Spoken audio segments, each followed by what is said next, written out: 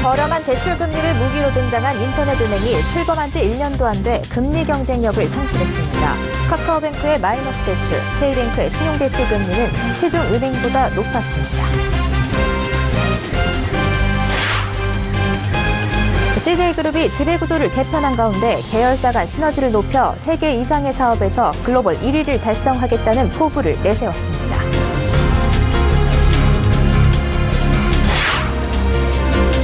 현대차그룹이 지배구조 개편에 들어갔습니다. 대주주 소유 계열사 지분 매각 등을 통해 그룹의 순환 출자 고리를 해소한다는 계획입니다.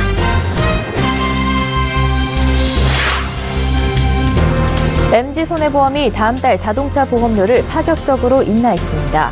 최근 손해보험업계 손해율이 급등하는 가운데 나머지 보험사들의 고민도 커지고 있습니다.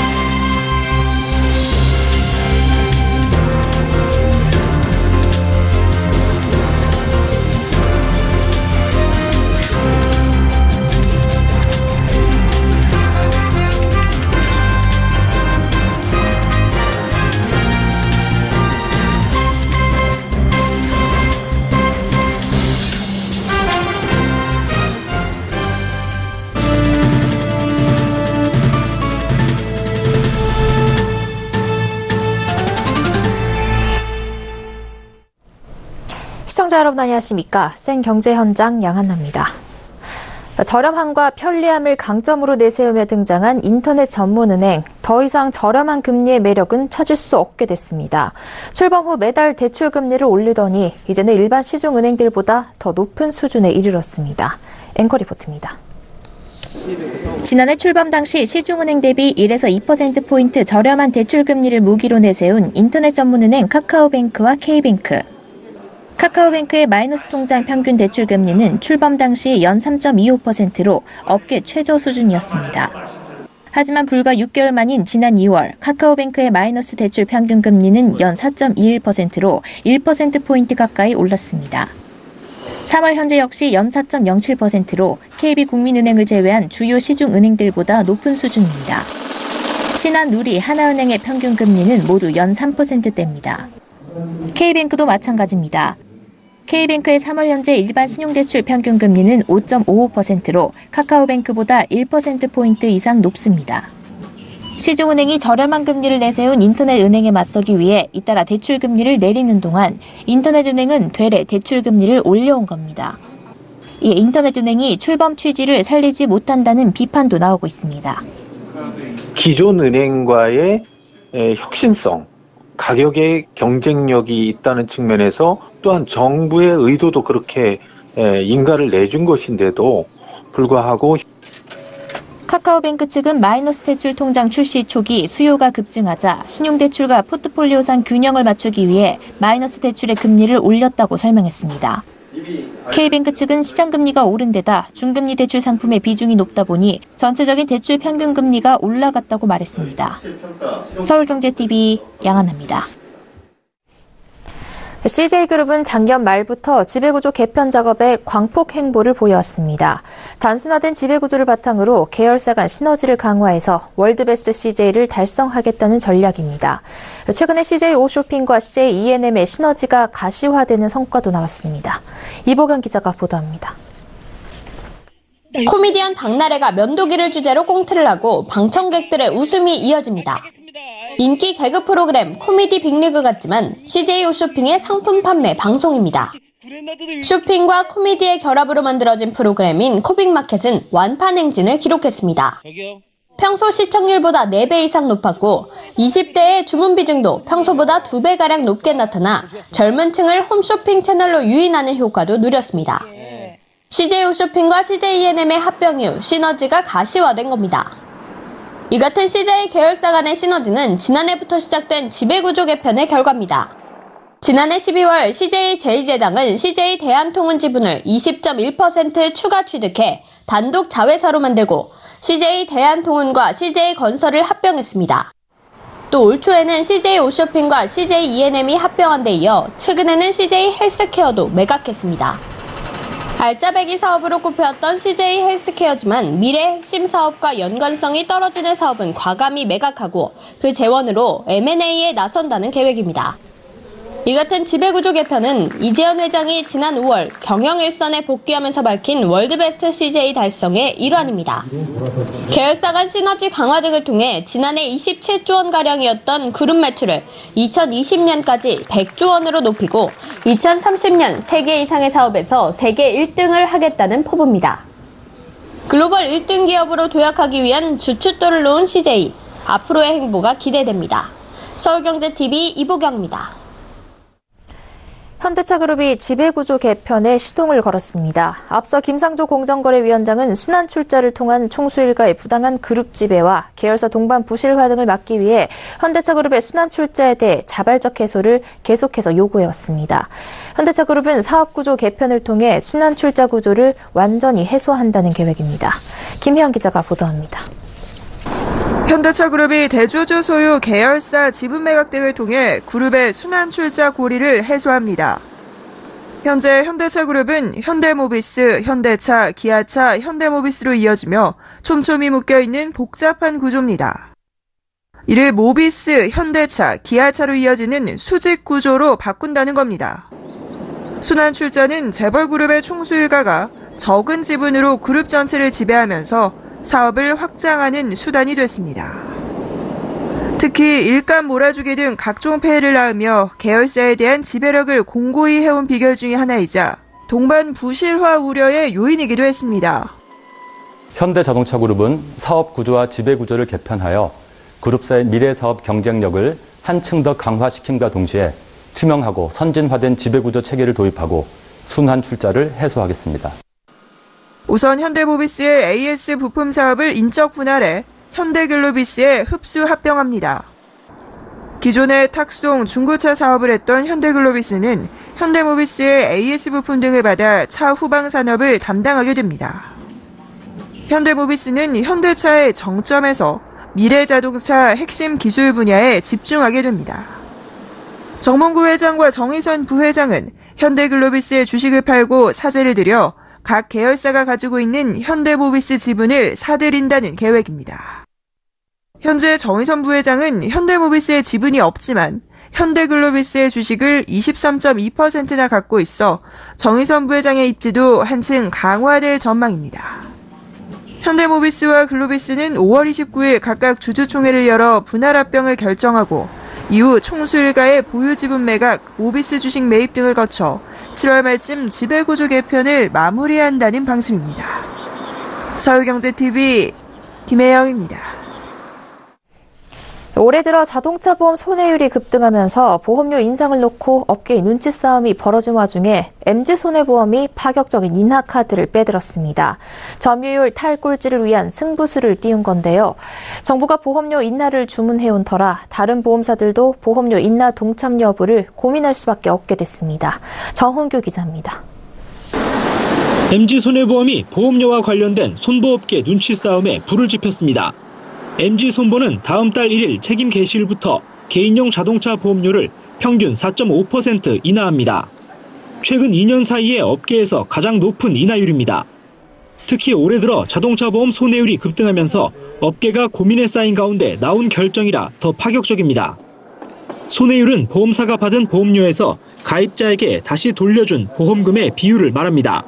지난해 손익분기점으로 판단하는 손해율 약 78%를 밑돌던 손보사들도 최근에는 손해율이 85%에서 90%까지 치솟았습니다. 당장 손해율을 낮추려면 보험료를 올려야 하지만 업계는 국민 생활비 절감을 위해 보험료 인하를 주문하는 정부 눈치만 보는 상황이었습니다. 자동차 보험시장 점유율 0.2%로 업계 꼴찌인 MG손보의 가격 인하를 다른 보험사들이 신경 쓸 수밖에 없는 이유입니다. 만약 인하 움직임이 이어질 경우 서로 손해율을 깎아먹는 출혈 경쟁이 우려됩니다. 더욱이 MG손보는 손해율도 좋은 편이 아니라 점유율 확대를 위해 무리수를 뒀다는 시각도 있습니다. 금융감독원 금융통계시스템 집계가 완료된 지난해 12월 기준 MG손보의 손해율은 91.39%로 농기계 보험을 하는 농협손보를 제외하면 국내 손보사 중 가장 높습니다. MG손보 관계자는 올해 들어서 손해율이 평균 83%로 오히려 개선됐다며 이 같은 추세도 감안해 고객 확보와 영업력 강화 차원에서 보험료 인하를 결정했다고 말했습니다. 서울경제TV 정은규입니다. 글로벌 경제 전문지 포춘코리아와 한중청년리더협회가 주최한 제1회 한중청년 리더 포럼이 열렸습니다. 유망 벤처기업을 이끄는 청년 기업인들과 JP모건, 테슬라 등 글로벌 대기업 관계자들이 함께 만나 산업의 미래에 대해 토론하는 자리가 마련됐습니다. 김성훈 기자가 현장에 다녀왔습니다. 국경을 넘는 새로운 비즈니스 영역이 나타나고 양국 기업 간 상호 협력이 더욱 필요한 시점에서 오늘 한중 청년 리더 포럼은 양국 기업의 미래를 설계하는 좋은 기회가 되리라고 생각을 합니다. 제1회 한중청년 리더 포럼이 국제경제전문지 포춘코리아와 한중청년리더협회 주최로 오늘 서울에서 개최됐습니다. 국회, 외교부, 산업통상자원부, 중소벤처기업부 등이 후원한 이번 포럼은 2018 한중 차세대 비즈니스 리더 미래를 말하다를 주제로 한국과 중국의 유망 스타트업들이 의견을 나누는 토론회 장이 됐습니다. 중국 기업인으로는 사모펀드, 제약, 의류 패션, 노인복지, 도시개발, 온라인 게임, 공유 플랫폼, 블록체인, 종합 마케팅 서비스 등 다양한 업계의 차세대 주자로 손꼽히는 젊은 대표들이 참석했습니다. 뿐만 아니라 JP모건, 테슬라 등 글로벌 기업에서 활동하는 전문가들이 참여해 토론을 이끌었습니다. 우리 측에서는 모바일 번역 앱 개발사 플리토, 중고차 구매 앱 개발사 첫차 등 유망 스타트업과 벤처기업협회 회원사 관계자 40여 명이 참여했습니다. 이번 포럼에서는 플랫폼 비즈니스, 신산업 육성을 위한 벤처 투자, 라이프 스타일의 진화와 마케팅 전략의 3가지 주제로 한중 기업인들의 토론이 진행됐습니다. 토론 세션 중간에는 윤종록 전 미래부 2차관과 박근태 CJ대한통운 대표의 특별 강연이 마련됐습니다. 특별 강연자로 나선 윤종록 전 미래부 2차관은 젊은 리더들의 역할이 중요함을 강조했습니다. 따라서 4차 산업혁명은 1, 2, 3 다음 4차가 아니라 완전히 다르다. 이미지네이션을 인풋으로 넣어서 거대한 이노베이션을 바꾸는 것. 이게 우리 영 리더들이 해야 될 부분이다. 저는 이렇게 생각합니다. 이번 포럼을 통해 한국과 중국의 젊은 기업인들이 새로운 비즈니스와 협력의 기회를 만들어낼 수 있을 것으로 기대됩니다. 서울경제TV 김성훈입니다.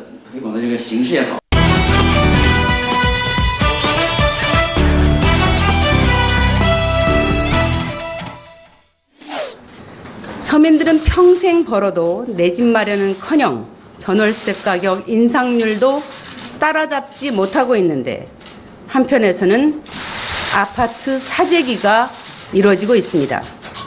정부는 집을 거주 공간이 아니라 투기 수단으로 전락시키는 일은 용납하지 않겠습니다. 자기가 꼭 필요해서 사는 거 아니라면은 집을 파는 게 좋겠다. 내년 4월까지 우리가 시간을 드렸거든요. 자기가 사는 집이 아닌 집들은 좀 파시고 파는 길을 열어드린 거고.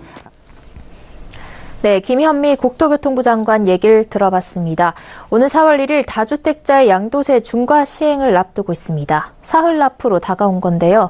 정부는 지난해 파리 부동산 대책을 내놓으면서 8개월가량 집할 시간을 줬습니다. 그동안 다주택자들이 갖고 있던 집을 내다 팔았는지, 앞으로의 부동산 시장 전망은 어떨지 경제산업부 정창신 기자와 알아보겠습니다. 정 기자, 우선 다음 주부터 다주택자에 대한 양도세 더 무겁게 매긴다고 하는데요. 얼마나 더 세금을 내게 되는 겁니까? 네. 자, 정부는 4월부터 이 조정 대상 지역에서 2주택 이상 집주인이 집을 내다 팔 때 최대 62%의 양도소득세를 내도록 했습니다.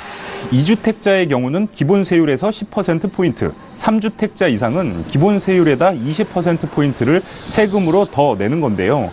집을 판 차익의 최대 62%, 그러니까 절반 이상을 세금으로 내야 한다는 뜻입니다. 이 조정 대상 지역은 서울 전 지역과 경기도 과천, 성남, 하남 등 이런 지역이고요. 또 부산에서는 해운대구와 연제구, 동래구, 부산 진, 또 남, 수영구, 기장군 등이고 여기에 세종시까지 합쳐서 총 40곳입니다. 네, 정부가 작년 8월에 예고를 했으니까요. 8개월가량은 집 팔라는 유예 기간을 준 건데요. 그동안 다주택자들이 집을 좀 팔았습니까? 네. 자, 전문가들은 집 팔 사람들은 다 팔았다고 분석하고 있습니다. 우선 서울 아파트 매매 거래량을 살펴보면요. 올 들어 3월 28일까지 거래량이 33,606건입니다. 전년 같은 기간과 비교하면 2배 넘게 늘었습니다. 업계에 따르면 1, 2월은 전통적인 부동산 시장 비수기지만 각각 역대 최고 거래량을 기록한 겁니다. 이 대출받아 집을 여러 채 갖고 있는 다주택자들이 이 양도세 중과 시행 전에 내놓은 것이란 분석이 나옵니다. 이 전문가의 얘기를 한번 들어보겠습니다. 다 팔았다고 보여지고 버티는 사람만 남아있는 상태 지금. 버티겠다고 작정한 사람만 남아있는 상태고 다주택자들 중에서 내가 버틸 힘이 약하다. 자금력이 약하고 대출받아서 해서 그런 사람이라든가 수입이 좀 작은 사람들 있잖아요. 사람들 위주로 해서 이제 집을 내놓은 게 아니냐. 네, 그러니까 다주택자들 중에서도 버티고 있는 집주인들도 있다는 얘긴데요. 정부는 이 다주택자들이 집을 내다 팔거나 임대사업자로 등록하도록 유도를 했는데 임대사업자 등록은 좀 늘어났습니까? 네. 자, 8년 장기임대주택으로 등록을 하면요. 그 주택은 주택수 산정에서 제외됩니다. 다시 말해서 양도세 중과를 피할 수 있다는 뜻입니다. 이 국토부 조사에 따르면 최근 5년간 개인 임대사업자 신규 등록 건수는 꾸준히 늘고 있습니다. 지금 표를 보시면 2013년과 14년엔 각각 2만 5천 명이 신규 등록했고요. 2015년 3만 4천 명, 2016년엔 6만 1천 명으로 크게 늘었고요. 2017년에 6만 2천 명으로 증가했습니다. 이 2016년에 임대 등록이 늘어난 데는 2015년 12월 임대주택법 개정으로 이 단기 임대가 기존 5년에서 4년으로 단축됐고 장기 임대도 10년에서 8년으로 임대 의무 기간이 단축돼 이 집주인들이 환금성이 좋아졌다고 판단해 등록이 늘어난 것으로 분석됩니다. 또 여기에 임대사업자로 등록을 하면요. 이 양도세 혜택 외에도 이 전용 60제곱미터 이하 주택은 취득세가 면제되고 또 전용 40제곱미터 이하는 재산세가 면제됩니다. 여기에 건강보험료도 8년 임대 등록 시에는 80%, 4년 임대 시엔 40%의 감면 혜택을 받을 수 있습니다. 네, 이제 앞으로의 부동산 시장이 어떻게 흘러갈지가 궁금해지는데요. 정부의 의도대로 집값이 좀 안정이 될 수 있을까요? 네. 자, 전문가들은 이 가격 조정 양상이 당분간 계속될 것으로 예상하고 있습니다. 이 집주인들이 집을 내놔도 이를 살 사람이 없어 계속 가격을 낮추기 때문이라는 얘기인데요. 전문가들의 얘기를 한번 들어보겠습니다. 호가를 너무 높였던 매물이라든가 뒤늦게 나온 그 다주택자들 매물들이 격차가 되고 있거든요. 거래가 안 되다 보니까 가격을 다운시켜서 지금 나오고 있기는 하거든요. 그래도 불구하고 매수자가 유입이 되지 않으니까 가격이 더 다운을 시키는 사례가 이제는 4월 이후에는 더 커지겠죠. 양도세에 대한 부담 때문에 다주택자들의 매물이 줄어들 수는 있지만 매수세 역시 감소할 가능성이 크기 때문에 전반적으로 거래량은 줄어들 것으로 예상이 되고요. 단기 급등 지역이나 초기 재건축 단지 아파트들은 약세를 볼 것으로 예상이 됩니다. 네, 사흘 뒤 시행되는 양도세 중과에 대해 정창신 기자와 이야기 나눠봤습니다. 고맙습니다. 네.